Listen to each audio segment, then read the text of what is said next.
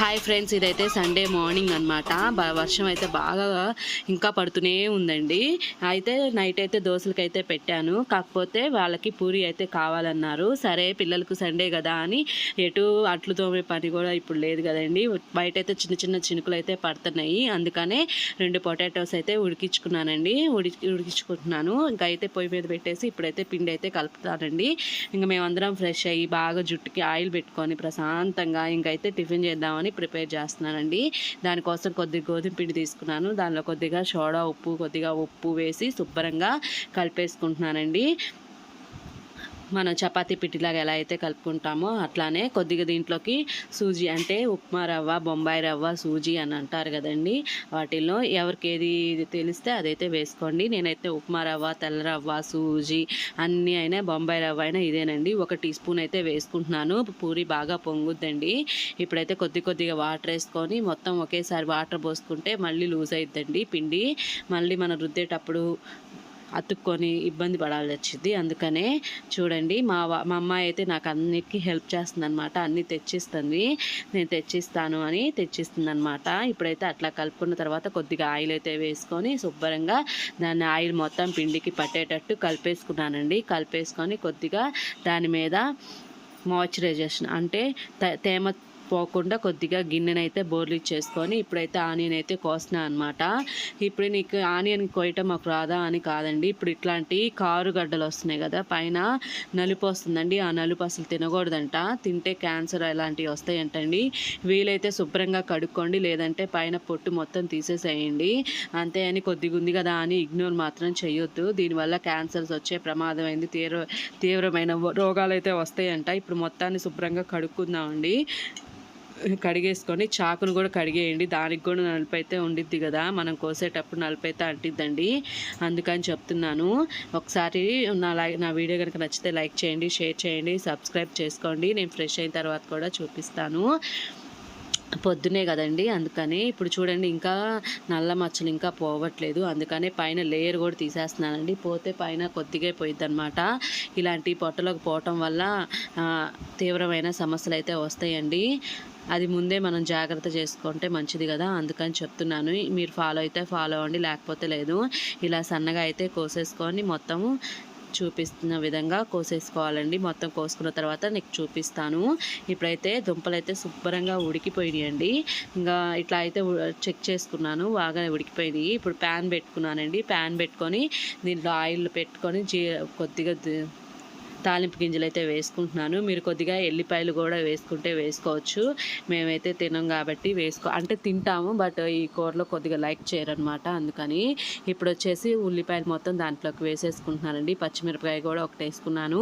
మీరు రుచికి తగినట్టు ఇంక 2 అయినా వేసుకోవచ్చు. మాకు చిన్నపిల్లలు కారం ఎక్కువ తినలేరని ఇట్లా అయితే వేసుకుంటున్నానండి. ఇవి 70% మగ్గిన దాకా మగ్గబెట్టుకొని ఆయిల్లో కొద్దిగా వాటర్ అయితే వేసుకొని 2 పొంగులు అయితే రానిచ్చుకోవాలండి. మరీ ఎక్కువగా పొంగులు రానిచ్చుకుంటే ఉల్లిపాయ కాకుండా సంకట అయిపోయింది అనమాట. దీనికోసం కొద్దిగా ఉప్పు, కొద్దిగా పసుపు వేసుకున్నానండి. కొద్దిగా ఇందాక ఉడకబెట్టుకున్న ఆలు కూడా పైన పొట్టు తీసేసి ఇట్లాగా నలిపేసుకున్నానండి చేతితోటి.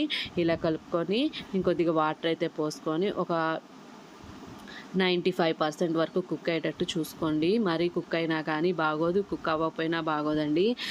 సంకటిగా ఉండిద్ది అనమాట. ఇప్పుడు పిండేసిన తర్వాత ఒక 2-3 మినిట్స్ ఇట్లాగా ఉడకబెట్టుకుంటే 100% కుక్ అవుతుంది. ఇంకా దాని మీద గింతేనండి. ఇప్పుడు వచ్చేసి ఆయిల్ పెట్టేసుకున్నాను. ఇప్పుడైతే పూరి అయితే ఎట్లా రుద్దుకోవాలో చూపిస్తున్నాను. చూడండి ఎంత సాఫ్ట్గా, ఎంత బాగుందో.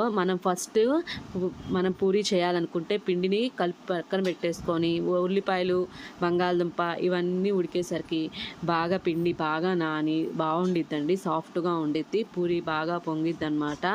ఇట్లాగైతే పిండేసుకొని శుభ్రంగా చిన్న అయితే చేసుకోండి, పెద్ద వెడల్పు అయితే చేసుకోవద్దు. అంటే నేను ప్యాన్ కొద్దిగా చిన్నది పెట్టాను కాబట్టి చిన్నగా చేసుకుంటున్నాను. మీరు కొద్దిగా పెద్దవి పెట్టుకుంటే కొద్దిగా పెద్దవి చేసుకోండి. మరీ పల్చగా చేసుకోవద్దు, మరీ మందంగా చేసుకున్న పూరి పొంగిన లోపల పై పొర కొద్దిగా క్రిస్పీగా ఉండిద్దండి. పైన మందంగా, కింద కొద్దిగా మందంగా ఉండిద్ది అనమాట. అందుకని మీడియంగా అటు పలచనా కాకుండా ఇటు మందము కాకుండా మీడియంగా నేను వీడియోలో చూపించిన విధంగా రుద్దుకొని పక్కన పెట్టేసుకుంటున్నానండి. పక్కన పెట్టేసుకొని ఇప్పుడైతే ఆయిల్ అయితే కాగిందనమాట. నేను చేసిన తప్పు మీరు చేయకూడదని ఫస్ట్ టైం మీకు చూపిస్తున్నాను. ఇలాంటి గరిటెతో మాత్రం మీరు ప్రెస్ చేయొద్దండి. ప్రెస్ చేస్తే అది రంధ్రాలు పడి సగం సగమే పొంగుద్దనమాట. అది అందుకనే ఇంకా నేను ఈ గరిటెను తీసేసి వేరే గరిటెతో అయితే పెట్టానమాట. వేరే గరిటె పెట్టడం వల్ల చూడండి పూరి బాగా పొంగింది. మన గరిటెల్లో కూడా ఉండిద్దా అంటే ఉండిద్దండి. నేను అది మీకు 2-3 వేసిన తర్వాత చూపించానమాట.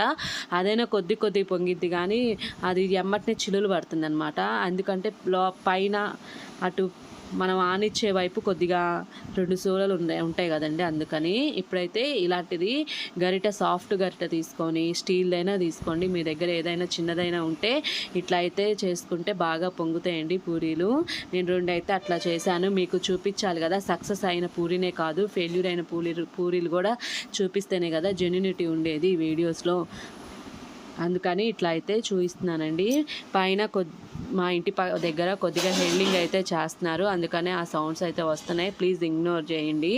నా వీడియో కనుక నచ్చితే లైక్ చేయండి, షేర్ చేయండి, సబ్స్క్రైబ్ చేయండి. అందరు వీడియో అయితే చూస్తున్నారు కానీ కొద్దిగా లైక్ చేస్తే మీరు ఇచ్చే లైక్ వల్ల ఇంకొక 10 మందికి అయితే యూట్యూబ్ అనేది సజెస్ట్ చేసిద్దండి. ఒకసారి కొద్దిగా ఒక లైక్ కూడా, నచ్చినా నచ్చకపోయినా మీరు చేసుకున్నా చేసుకోకపోయినా ఒక లైక్ అయితే ఇవ్వండి. నచ్చిన వాళ్ళు చేసుకుంటారు కదా, అందుకని ఇట్లా అయితే పూరీలన్నీ చేసేసుకున్నానండి.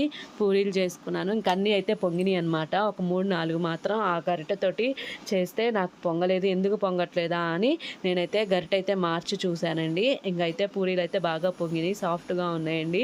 పిల్లలు అయితే ఇష్టంగా తిన్నారు. ఎందుకంటే పూరీలు చేయగా కూడా ఒక 1.5 మంత్ అయిందనమాట. ఇప్పుడైతే పిల్లలు ఇంకా ఆదివారం కదా, ఇంకా పిల్లలకి కూడా టెన్షన్స్ ఇవన్నీ ఉండటం వల్ల కూడా జుట్టు అయితే రాలుతుందని ఒక 10 మందారాకులు అయితే తీసుకొని శుభ్రంగా కడుక్కొని కొద్దిగా వాటర్ అయితే తీసుకొని నేను యూట్యూబ్ వీడియోలో చూపించిన విధంగా బాగా ఆకునైతే నలుపుకొని దాంట్లో కొద్దిగా షాంపూ, కొద్దిగా అలోవెరా జెల్ కూడా వేస్తున్నాను. దీన్ని చూస్తుంటే నాకైతే మా చిన్నతనం అయితే గుర్తొస్తుంది. మా అమ్మ కూడా ఆదివారం బాగా తీసుకొచ్చి మందారాకు కుంకుడులో పిసికి చేసిద్దండి. నేనైతే కుంకుడు నీళ్ళు అయితే పిల్లలకైతే ఇంతవరకు యూజ్ చేయలేదు. వాళ్ళకి ఆ వాటర్ మళ్ళీ కళ్ళలో పడితే బాగా ఏడుస్తారని కొద్దిగా పెద్దయిన కాడి నుంచి చేయొచ్చులే అని కొద్దిగా అయితే షాంపూ అయితే వేస్తున్నాను.